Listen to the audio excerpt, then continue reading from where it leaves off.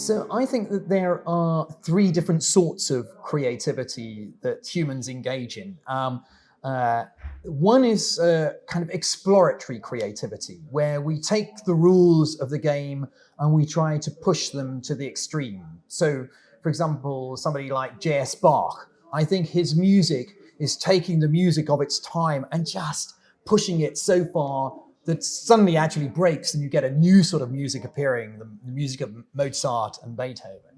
Now, I think this sort of creativity is perfect for a machine because machines love taking rules and pushing them to the absolute extreme. So I think that exploratory creativity is something that a computer could explore.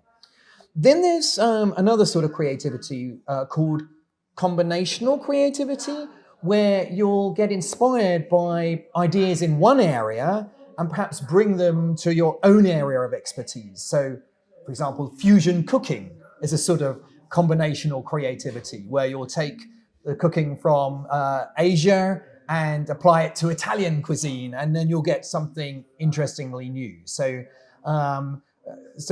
that's interesting. So could a computer do that?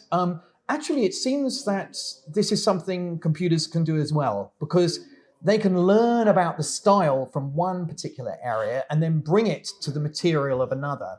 So I saw, when I wrote this book, some examples where a computer had learnt on a kind of on the blues, for example, but then applied that blues style to a kind of music in the style of Schoenberg, and you get this weird kind of fusion of Schoenberg meets the blues. Sometimes that's successful, and sometimes it's a disaster. But it seems also a sort of creativity that a machine might be able to achieve.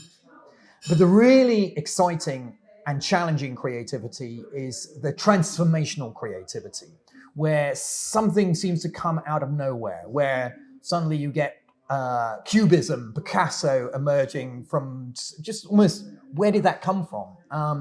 And I think this is a more challenging creativity because it's about breaking rules. You get stuck in a system. How can you break out of a system? I think this is creativity that is perhaps hardest for a machine because a machine works within a system. So how can it break out of that? But after all, how do we break out of it? We look at the rules of the game and then we break those rules. So I don't see why we couldn't get a computer to play the same game and break its own rules and therefore even make transformational creative moves.